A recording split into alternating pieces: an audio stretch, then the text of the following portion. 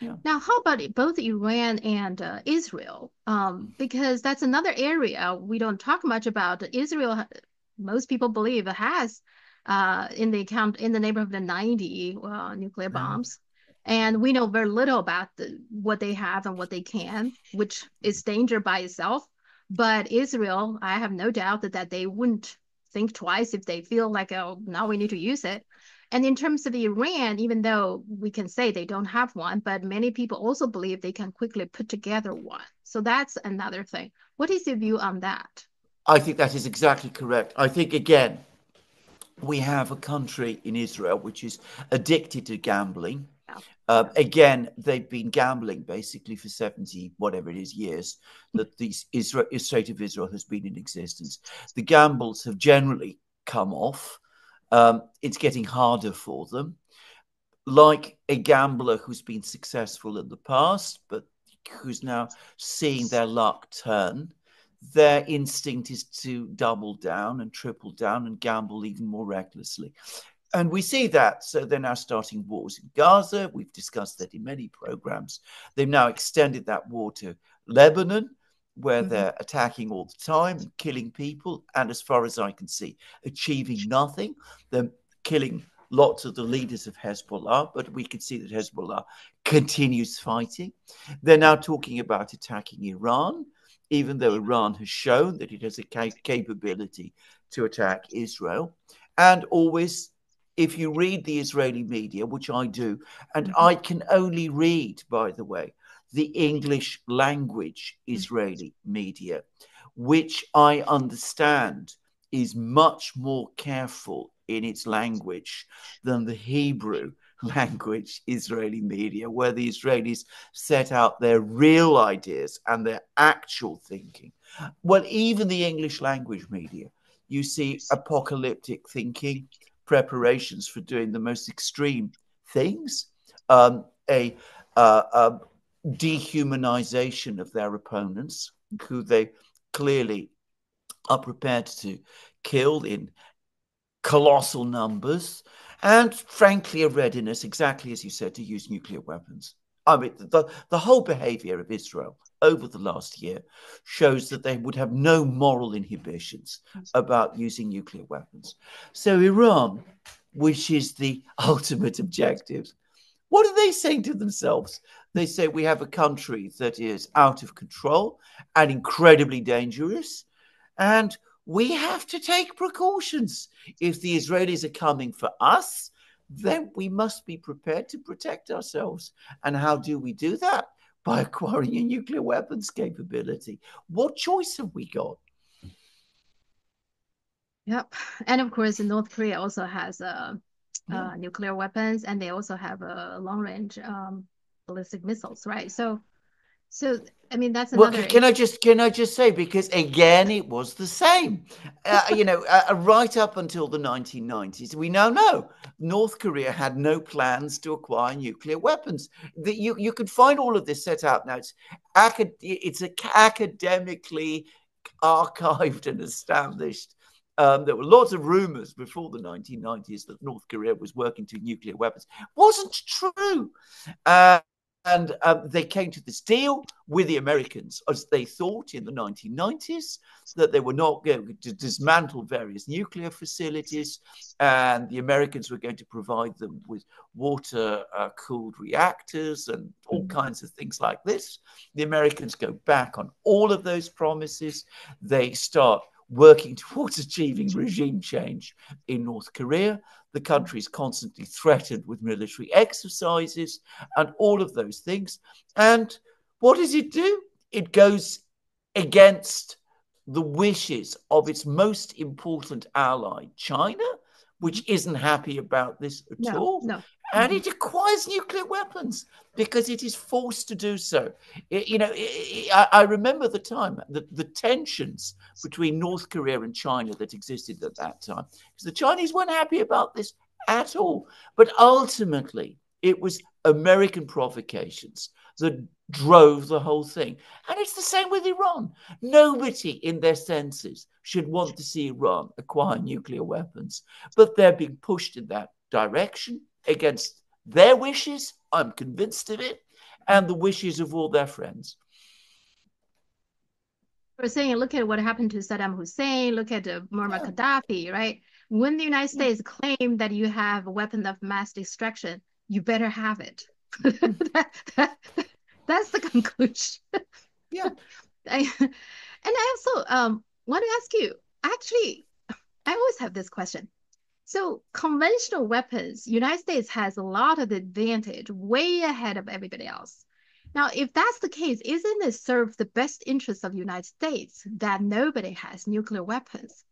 Isn't that so? You're again, if I can say, being very Chinese. You're looking at the situation and you're looking at this factually. I've come to the conclusion long ago that the Americans never think in that fashion. I mean,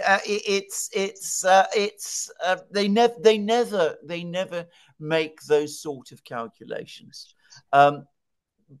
Basically, their instinctive attitude is that they should have more conventional weapons than everyone else, obviously, but also more nuclear weapons than everybody else, that they should pile on nuclear weapons one on top of the other and overwhelm everybody and push everybody around.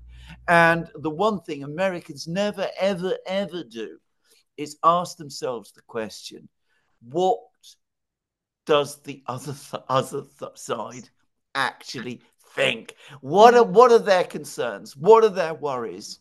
That is something that you read article after article in the US. They never really address that. Yeah. But logically, I would think that's the conclusion, right? When you have way ahead of everybody else conventional weapons, you would want the whole world. Nobody has nuclear weapons, right? Well, exactly. Yeah. Well, exactly. But you know, if you look at, I mean, again, I read when I was years ago a lot of Chinese philosophy, Kung Fu Tzu, Lao Tzu. You'd see all of this. You'd see the logical thinking there is there, which it is, by the way, especially. But of course, Americans they beat to a completely different drum, and this is something which I think a lot of countries around the world I find very difficult. I mean, the Russians have this this word that they use about the Americans. I don't know the Russian word, but I know what the translation is, that the Americans are agreement incapable, that they cannot agree because they cannot understand that the other side has a right to its point of view. And they also never feel bound by the word they have given. Yeah. Okay. Now the Middle East. Now Yahya Sinwar says. First of all, I think it's a big mistake that they released this footage. Even the Guardian this morning, I read it says why Sinwar's warrior death will win him martyr status in Gaza and beyond.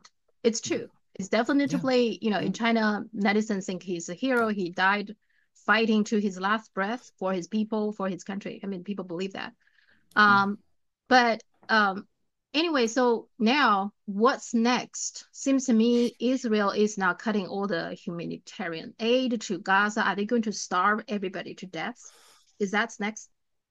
Yes, I think that's exactly where we're moving. I think step by step, Israel is moving towards, frankly, apocalyptic and genocidal positions. Now, can I just say, I completely agree with you about the mistake the Israelis made in releasing the film of Sinwar's death. I think it was a terrible mistake. And I again, it demonstrates how completely blinded by anger the Israelis have become, that they should make a basic and simple mistake like that. But anyway, there we are. Many people have made the point that the Israelis have built up Sinwar into this monstrous ogre figure. They've managed to kill him in the circumstances they've shown us, but at least they have killed him. This is their opportunity to call a stop, to say we've accomplished our mission in Gaza. Let's now try and get out of the hole we're in and try and have ceasefires in Gaza and South Lebanon and with Iran, and try and bring this terrible situation, which is bad for us, to an end. Instead, they've become, I got to say it, I mean, they've become bloodthirsty to a degree that is just incredible. There doesn't seem to be any slaking of their appetite for violence. And they're just pressing on.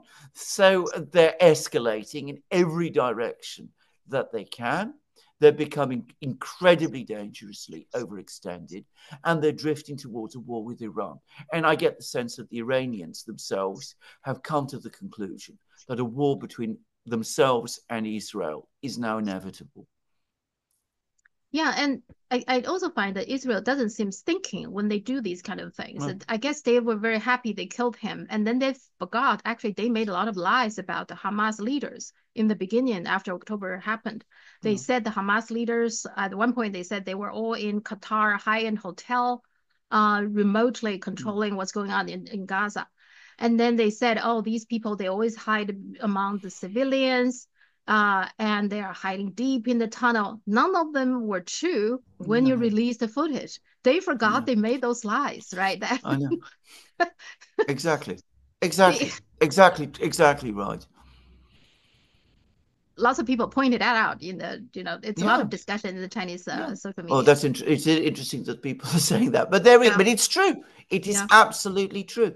So I mean, they're drifting into. I mean, I've never seen anything like this before. I mean, it's, as I said, it's a kind of bloodlust. yeah. I'm sorry to use this language. I don't like to use this language about a country and a nation, but certainly it seems to be true about the leaders of Israel and the Israeli Mm-hmm. government. They become, as I say, blinded by their hatred, and their violence is just escalating. And nobody seems to be able to restrain them or to talk sense to them. And of course, I get the sense the Americans aren't even seriously trying. Yeah, I guess if they are going to starve everybody to death, we would just, the rest of the world, we're just watching it live, I guess. Well, indeed, and It, and what a catastrophe that will be. yeah. Obviously, first and foremost, for those poor people who starved to death, but ultimately for the people of Israel who will have to carry the weight of this crime forever. Yeah. And then the United States would totally be discredited if United States lets that Absolutely, happen. Yeah, absolutely. it's